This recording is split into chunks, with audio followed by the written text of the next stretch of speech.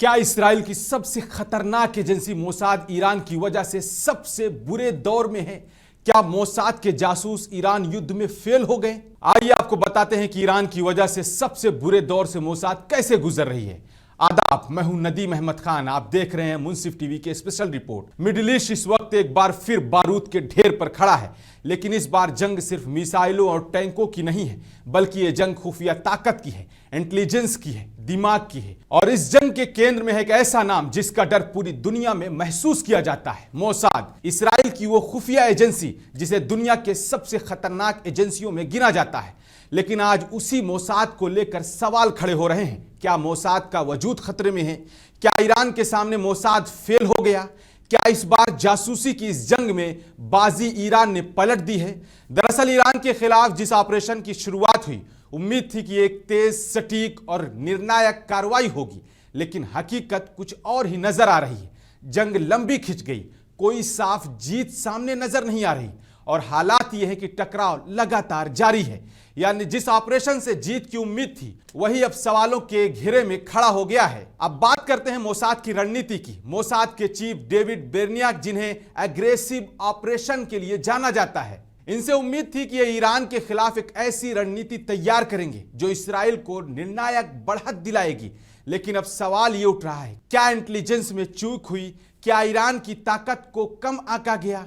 क्योंकि जंग के मैदान में जो तस्वीरें सामने आई हैं, वो उम्मीद से काफी अलग है। ईरान आज भी मजबूती से खड़ा है, उसकी मिसाइल क्षमता कायम है, उसका न्यूक्लियर प्रोग्राम अभी भी चर्चा में है और क्षेत्रीय स्तर पर उसकी पकड़ कमजोर नहीं बल्कि मजबूत हुई है। इतना ही नहीं, दुनिया के सबसे अहम समुद्री रास्ते में से एक स्ट्रेट ऑफ हॉर्मुज पर अभी भी ईरान का प्रभाव है, ईरान का कंट्रोल है। यानी जिस देश को कमजोर करने की रणनीति बनाई गई थी, वो आज भी मजबूती से खड़ा नजर आ रहा है। अब सवाल ये उठता है कि इसराइल क्या जासूसी नेटवर्क में कमजोर पड़ रहा है? ईरान का दावा है कि उसने कई विदेशी एजेंट पकड़े हैं, इसराइली और मोसाद के एजेंटों को पकड़ा है, कुछ को सजा भी दी गई है। जासूसी की दुनिया में सबसे बड़ा नुकसान तब होता है जब आपका नेटवर्क एक्सपोज हो जाए, जब आपके एजेंट पकड़ लिए जाएं, और तब मिशन पर असर पड़ना तय है। और यही वजह है कि अब यह कहा जा रहा है कि मोसाद के कई ऑपरेशन उम्मीद के मुताबिक सफल नहीं हुए। एक और बड़ा सवाल यह है कि क्या ईरान में अस्थिरता फैलाने की कोशिश नाकाम रही?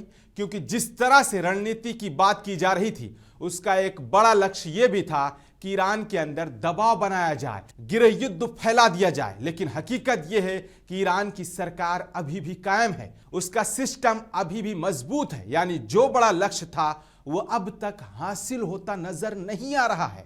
और यही वजह है कि अब इसराइल के अंदर भी दबाव बढ़ रहा है। प्रधानमंत्री बेंजामिन नेतन्याहू पर सवाल उठ रहे हैं, विपक्ष हमलावर है, जनता जवाब चाहती है। क्योंकि जंग सिर्फ सीमा पर नहीं लड़ी जाती, उसका असर देश के अंदर भी दिखता है और दिख रहा है।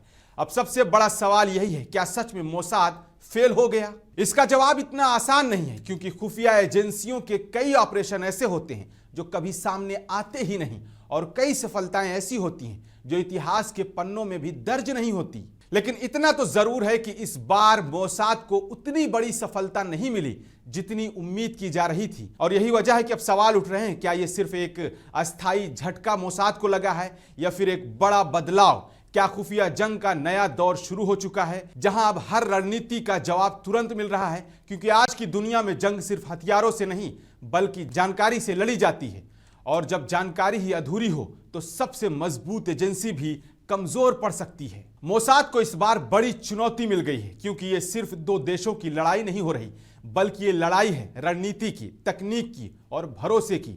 और आखिर में सवाल वही है, क्या मोसाद इस चुनौती से उभर पाएगा या फिर ये दौर उसकी ताकत को नई परिभाषा देगा? ये आने वाला वक्त बताएगा। फिलहाल हमें दीजिए इजाजत। आदाब।